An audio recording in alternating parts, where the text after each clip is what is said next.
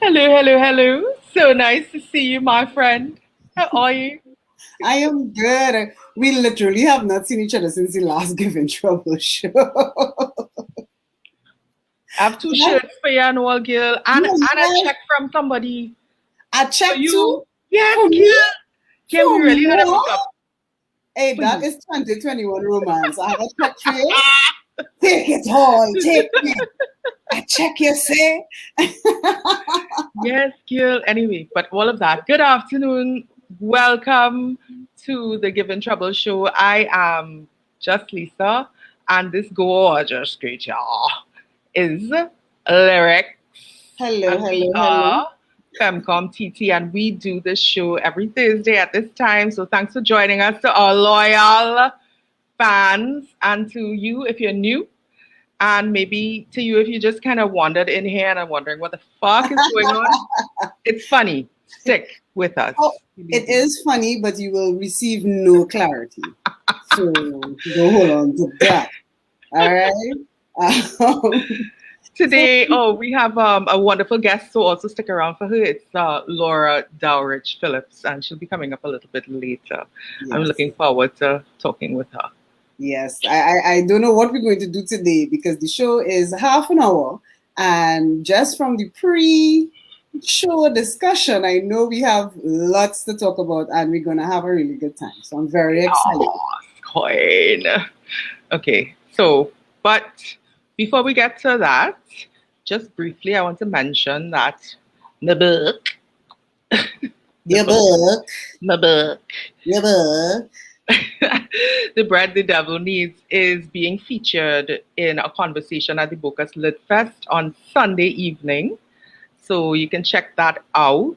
And if you have time in the morning and are so inclined, I will be on CNC3 at 7, thereabouts, talking with Marina Solandi Brown of the festival. She's, of course, the festival founder and director. And I'll be talking with her and Jessie May Mentor. So really looking forward to that. Yeah. Well, Lisa, I just have to say, congratulations. Your book is doing so well. I see Home Home are also being featured in something coming up. What's that one about? On your lovely, well curated Instagram here that you was posting on me with a little while Hey, ago. it's a But job. It's like Instagram nice, literally. Instagram nice. I hate it on you. I just wow, well done. Thanks. It takes Good some for effort, you. Good for you, especially girl. on the days when I hate social media. But so Yeah. this event is kind of weird for me because out of the blue, I get this email from a library in Maine, the Lewiston Public Library in Maine, asking me if I want to be on this panel with this author, another author, talking about, you know, basically Black people experience with mental health or people of color experience with mental health, immigrant Yeah. communities, that kind of stuff. Yeah. And so it really came out of the blue, and I was like, cool. So it's next week Wednesday, and there's a link there in the on the Instagram, which is Yeah. my name, Lisa Yes. Allen Agostini. Yes, we'll go over to Lisa Allen Agostini Instagram, follow her so that you could be part of something cool. Good morning. Good hey, my good we see. I always say good Eh, morning. Hi Sean, how you going, darling? And Camelia what? Ali. Hi Hey, Camelia. hi Meow, Camelia. meow, meow. How are you, Nice to see you. darling? Hope you're She was good. the Camelia. You get a jockey at Gil. I'm sure. Well, I know some people got vaccinated this morning in the savannah. Mm-hmm. They had a center with some walk-ins at the savannah today. And of course, we are not the news, but I do know people who went this morning and actually got vaccinated at the savannah. First jab, and they have another jab to come. Camelia says she ain't get the jab yet, but soon, right? So Lenny Grant, who's a dear friend of mine, and that's not Mm-hmm. name dropping. I just love him so much. He's a wonderful That guy, means and really legit. also happens to be a really fine journalist. He wrote in his column, he advocated for the use of joke rather than jab, because jab is in Trinidad language, jab is a totally different thing, right? You're playing jab. Okay. And that's hopefully the vaccine really is not of the devil. So let's not call it jab. Let's call it joke. Because that is what it is. A pin does joke you, and you get a nail joke. That is actually the medical term for it. One your foot nail joke. And Let's do a Zoe, joke. love to you too, Zoe. A long time warrior in the trenches with us as a creative, making $1 out of 50 cents and making magic every day, Zoe. I admire you so much. You're wonderful. So I am trying to organize my stuff. You want to hire me as your social media manager? Is No, that what no, you're saying? no. I just saying I'm going to get my job, my joke. Oh, sorry. So when you said Yeah, organize. we're talking about joke. I'm going to get my joke.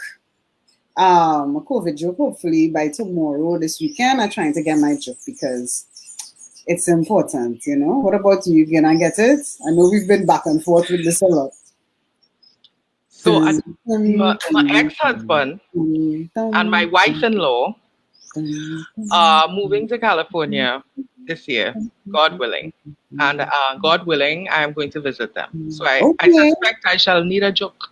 You will need a joke. They're to do this. You need a joke to book.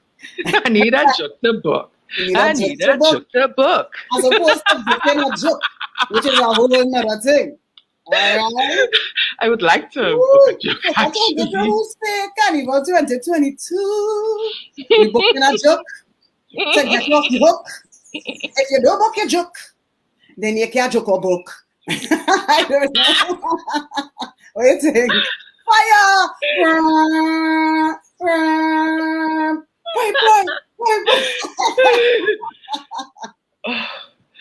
Sorry, why do we talk so much shit? I want to know, is it chemical? Is it spiritual? Why do we talk so much shit? Okay, Zoe asked a great question. What time tomorrow? Give us the unofficial deets. As far as I'm aware, my friend went this morning at around 9, got her joke, which she had booked, and then left. No, you can literally say she get joke that she had booked, and then she book. Ooh, you're not easy. You was right. You just I dabble. You dabbles. All right. All right. So I think it's a great point to bring in our guest, Laura. Get ready. Just giving a little heads up there. I can see her quite ready in the waiting room. She's very professional, you know. She is very professional. She's the boss. We aspire. All right. Hi, Laura. Welcome to Hello. Show. Hi, Lisa and Loris. How are you? It's great to have you. You know, Laura, I was before the show started. I said, let me go and go to your Instagram and figure out, you know, what I call you before the show starts, you know, so I know what to put in the credits and so. And I see, and this is, I mean, I love your description. Editorial ambassador of Caribbean life, regional lifestyle and culture manager at Loop, an entertainment journalist, travel writer, podcaster, mother.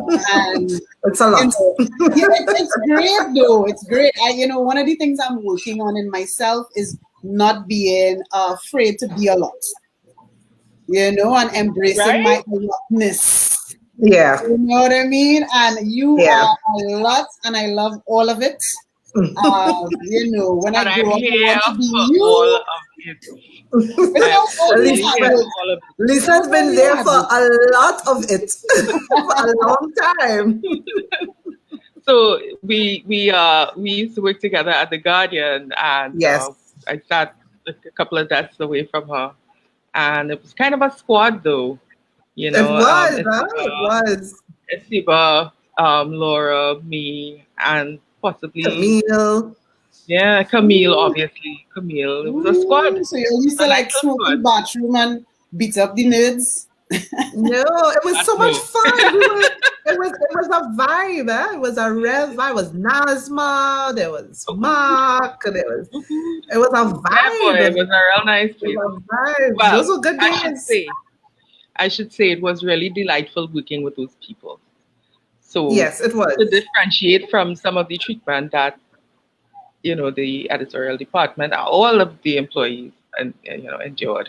But bless God for Yeah. employment, thank you, and experience, thank you, Yes, yes, and That's friendship why yes. you are too forever. legit, too legit to quit. you know. Yeah, no, that's awesome. So one of the things that we were talking about just before we came on is I saw a post, and I'm sorry I can't find the post right now. It's Facebook is terrible. But a Oh post wait, by. hold on, wait. I texted it to you on WhatsApp right now. I actually uh, cut and pasted from the thing, and then got conversating with you guys and forgot that I had done it. Oh So my look in your goodness! WhatsApp. I will look at my WhatsApp, That's what happens, girl. guys, when your producer is high. Don't hire high producers. Doesn't Don't work. do it. Did you get it? No, I have to open back my WhatsApp because it does make noise now. I know, Yeah, I just but closed mine. Yeah. Penny Spencer, if you don't know her name, and Naughty, you should, is one of our top actresses. She's also a producer. She's a wonderful human being, and she has made a statement on her Facebook um, Mm-hmm. about the. I can read it. Yeah, you can Um, read it. I listened to the news, heard the leaders in the business community who are asking for relief for their employees. I'm not sure who's talking on behalf of the artist. I don't know who's speaking for the dancers, singers, musicians, the actors, and all the associates. I haven't heard any announcements, but please let it be known we, the artists, also need some relief. We have been severely affected. We want to work, but it is impossible. So, for those out there with an ear, listen to our cries as well. Yeah. Mhm. That would have hit Penny particularly hard. Penny was in the middle of rehearsals for production with Nikki Crosby and Cecilia, I believe. Yeah, it was supposed to come out on May the 1st. I read market. I was like, great, I'm gonna go see that. So Yeah. it was it was rough to see that happen, for things to close down as it is, to see cases spiking, to see us kind of receding, because I one of the things I've been feeling is a lot of like pride, in a sense, that Trinidad, because of our mandatory quarantine, that we kind of sidestepped a lot of problems. Yeah. So far, Yeah, but I not get let our this. guard down. Yeah, and I get the sense that even though vaccines are here, and so there's still this sort of laggy sort of slowness that's kind of hard to reconcile with that. So I mean, I'm happy to go get vaccinated and so on, and I know the drive is going on, and I'm glad of that. But what about the economic impact? Yeah. What do you think should be done? Do you have any thoughts on that? Honestly, Solutions? one of the things that I have one of the things I've said, and I do a podcast with Nigel Campbell called Music Matters, and one of the things we talk about, we've mentioned before, is the lack of a coordinated organization to represent creatives. So when COVID, when all the restrictions started happening and the lockdown, the gym owners formed an association to lobby government on their behalf, and the bar owners formed the association to lobby government on their behalf. But I haven't seen that happen. I know there's a promoters association, but they are promoters, so that's a specific section of the creative industry. But Sure, there like hasn't been, right, but there hasn't been a similar kind of organization happening for theater people, for anybody, for dancers, promo girls, the whole gamut of people who are affected. performing artists, Performing, particularly. right? So there's nobody advocating for them. Yeah, we So heard that one time. Well, those of us who could. Who could exactly? got the one-time $5,000 grant, but that was like a year ago. And Yeah, sorry, literally. $5,000 was probably like a Yeah, month, a month yeah. and a week if you're really stringent. $200 a month or something. That is some people rent. You know what I That is Yeah, mean? totally. some people rent. So that is a problem because there's nobody talking on their behalf to get things changed. The prime minister did say if we go into another lockdown, there isn't any more relief grants to get Yeah. because government is cash strapped. So I don't know. I felt like one of the things I thought about is that especially when it comes to people who in music or people who in theater arts, to me the government could use these people, find employment for them within some of the ministry programs because you want to fight crime. Yeah. It's crime fighters, not just police. No. You could use the arts to address some of those issues to reach some of the people you need to reach. So I think there are programs that could be created to help employed creatives.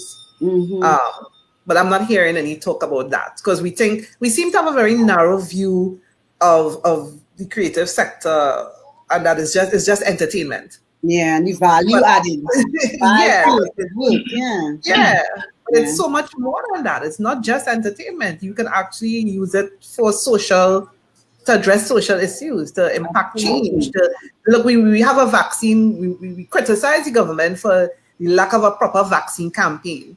You can employ creatives to help with that. There are avenues I believe that could be created to help creatives get employment. Yeah. Beyond that, I agree with you 100%.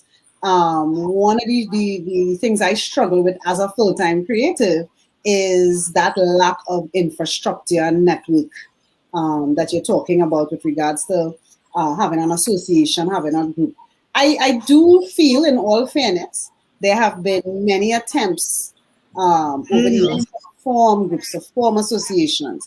And I think the kind of colonial, post-colonial, or whatever you want to call it, approach to institutionalizing organizations keep them from and demonetizing them as well, so that the people who are doing the work have to be volunteers. Yeah. So I see people creating membership groupings that kind of, with higher fees that tend to now make this exclusive rather than inclusive. So it's a difficult, it's a difficult one, because when it gets all institutional, I mean, I ain't gonna lie, the minute they start to talk about minutes, I go. yeah. Creative's not trying to hear anything but listen. I am trying to listen to the minutes from the last meeting and then confirm this minutes and. Permission to speak, please, miss. Yes. I will say that there are well-functioning National Dance and National Drama Association. Right? I can't speak to an association of artists because I just don't know. I don't know how well the Writers Union is functioning. Of course, there's TUCO, there's Pantrin Bago, and all of those other groups. I don't know that any attempt has been made for them to make a unified front, but I would imagine that people have made individual approaches. I think, Lisa, actually, as you mentioned, that I think in the early there was a meeting of all these groups, and they had submitted a thing to the Ministry of Culture outlining what they would need, what the creative sector needs. But I don't know. Rubadiri Victor tends to kind of headline that sort of thing in terms of it down, and I know Abeo Jackson had also created a document that was submitted. Yes, that was part of collaboration. So there has been out of it. Yeah, and that the National Drama Association was part of that, dance was part of that. So, these organizations, even though I will still say they are under-resourced. Oh, yeah. And it is only the blood, sweat, and tears of the people who volunteer and use their ingenuity, and put in lots and lots of work for some maybe financial reward that they can use to keep themselves going. In my opinion. But yes, I feel like attempts have been made. You know, Yeah. I do feel now though that people are worn down. Yeah. But You it And can't know? be also it can't hungry. it can't be one off though. Like it has to be consistent. You have to be consistently in the face of the minister or consistently in the face of the government or whoever. I mean, look at the Bar Association. They're constantly griping. They constantly Oh yeah. send out releases. They constantly, their voice is always there. So it can't be like Yeah. a one-shot thing and then you just sit back waiting. It has to be constant. But like you said, it's voluntary. So, and Yeah, I people mean, have their Abigail life to Jackson, think about. Abigail Jackson is somebody who's putting herself out there, you know, and I'm happy to see her receive positive attention for it, but there's Yes. also negative attention, you Yeah. know, to the point now where people, when something happens, they're like, well, where is so and so? And Yes. that infuriates me Yeah, me because, too. you know, these people, you know, they're not drawing any salary. They just Yeah. use their own inborn talent, eloquence, you know, to speak Yeah. on behalf of people who don't have that eloquence, you know, and clarity, and giving of their time and the energy to write and think and put things Yeah. together, you know, and nobody paying them for it. And then the minute they don't say something, it's like, where are you? And they're like, Yeah. 25. Yeah. Yeah. Too many of us are willing to just sit back and let other people do the dirty work. Well, this is it, yeah. That's the And it's, problem. yeah, and it's But like cathartic, yeah. speaking of dirty work, can we segue here to St. Vincent, Smooth, which is smooth. in a pretty nasty state right now with all that ash. Yeah, Sorry, this was an yeah. awkward joke. Sorry, No, too it could soon. always be worse. I hear you. Yeah. It could have been worse. There could be a volcano. I know. It's a So comedy show. We could laugh, even though it's really sad. it is pretty sad. I'm really It's sad. very sad. Although, the next generation will yield a wonderful harvest because of this tragedy. Well, they're Because about that's to what the have the world people roaring now. 20s all over again. The roaring 20s in the future, like you can imagine. About to have flying cars, living on the moon and shit. George Jetson, damn it. No, I was thinking about the agriculture, About to live that George Jetson agriculture, life. like literally reap a bountiful harvest because the ash fertilizes the. Never mind. It's gonna be Well, Star Trek. I have no idea where this conversation went to. Went No to idea. hell is where it Okay, went. insert graphic here. I see, Yes. I see, Luke. You guys have volcano relief, and what you're doing, which I really think is amazing, is you're actually pointing people in the correct direction to give.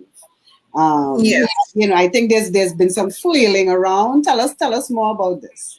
Well, anytime there is any kind of disaster, flooding in Trinidad, anything where people donate, we usually would do a list directing people where they could go because people want to give, but they never really know where to give. Yeah, Um, and so I put out a call because I realized that there were a lot of people in the diaspora who were beginning to organize themselves to donate. So yeah, that post they put up there is actually from a group called in South Florida called Caribbean Strong Relief, and they actually were formed in response to the hurricanes Irma and Maria a few years ago to yeah, give relief to the Caribbean. So it's a bunch of people living in diaspora in mainly Florida, Miami, but they have a network throughout the US, UK, Canada, and they have connections with people in the Caribbean. So once there's any kind of disaster, they immediately jump into action.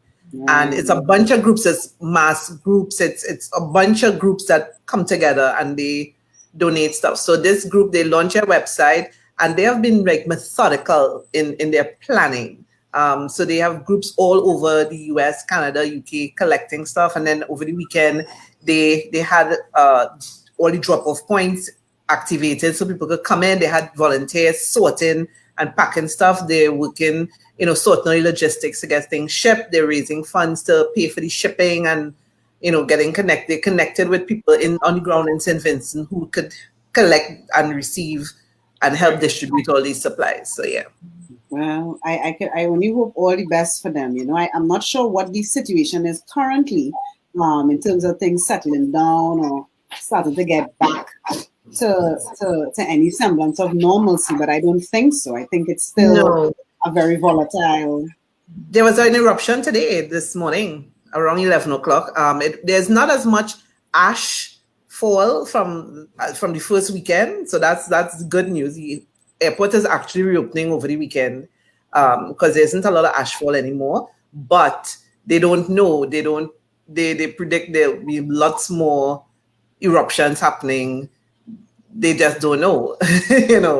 This volcano is just, it's a never-ending story right now. It's a full-on volcano for sure. But can I speak about some other possibly explosive issues, such as Vincentians, or rather people coming from St. Vincent? Now, I didn't read the story, I just get the headline. Tested positive for COVID, leaving St. Vincent as refugees and testing positive for COVID.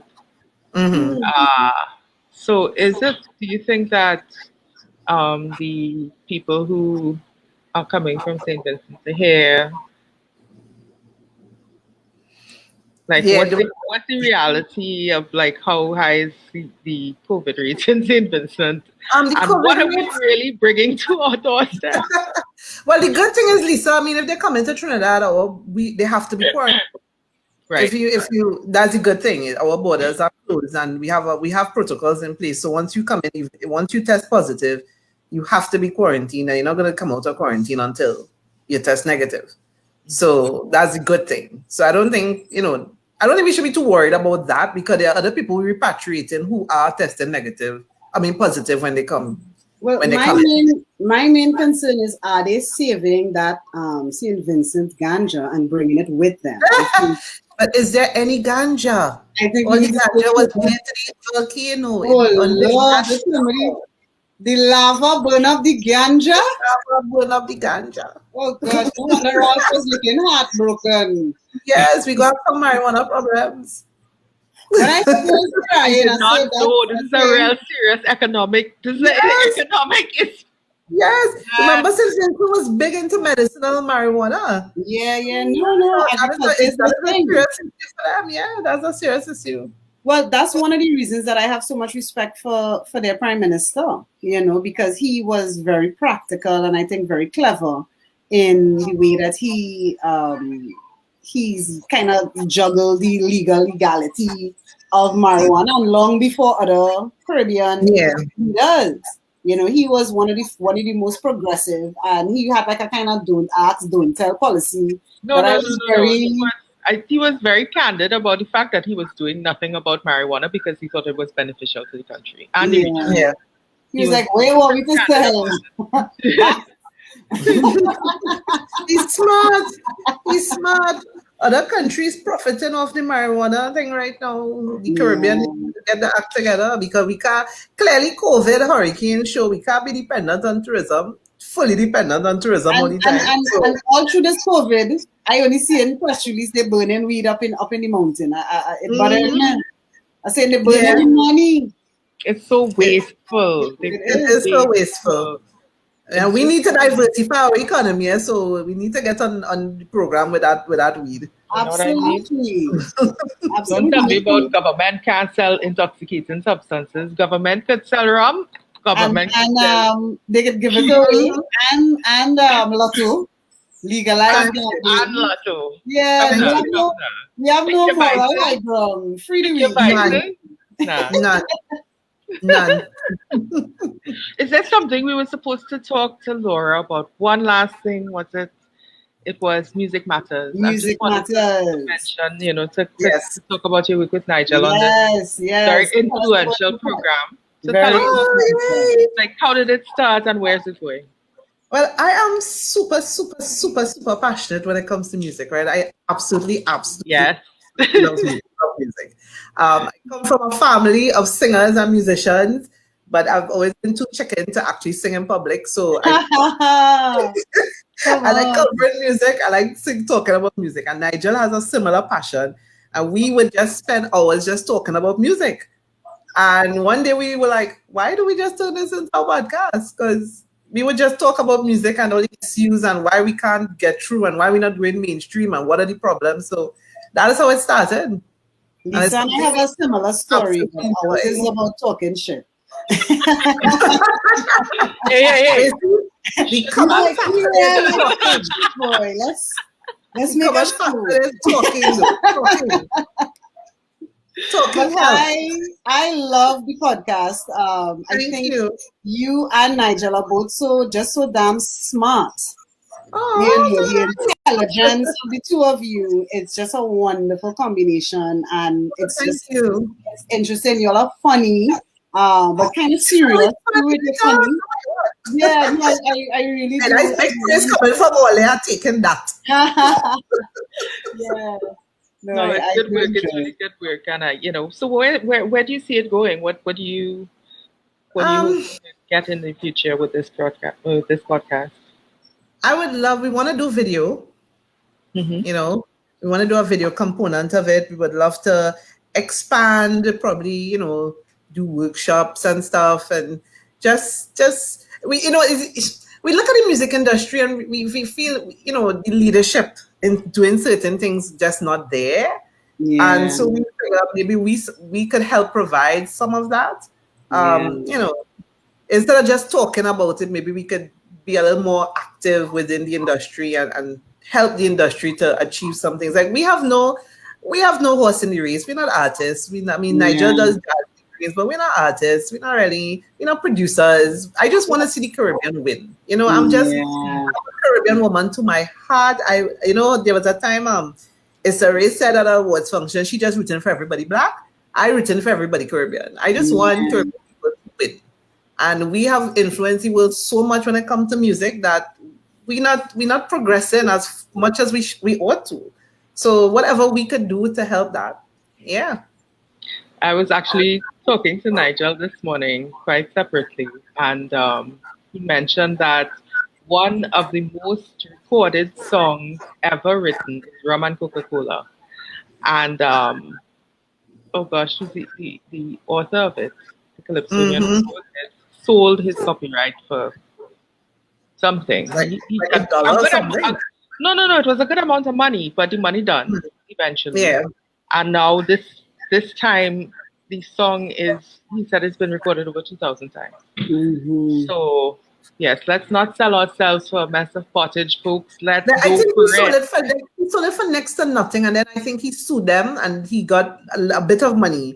Yeah, but Yeah, that was it. Like it was like a one-off thing. Yeah, yeah, that was it. yeah, That yeah. was But it. we still have a lot to do when it comes to the business side of it. hmm, We still have a long way to go. There's some things we just not getting, we're not understanding, and I'm hopeful that with COVID, the pandemic forcing people, you can't go on tour and make money. So I'm hoping that it forces people to understand that there are things that they need to do.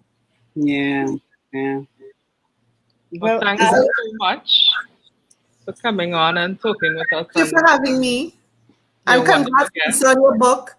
Thank you, thank I you, thank can't you, wait thank to you. get a copy. I'm going to get a copy and read it. Thank Very you. Thanks for excited. the support. Appreciate it.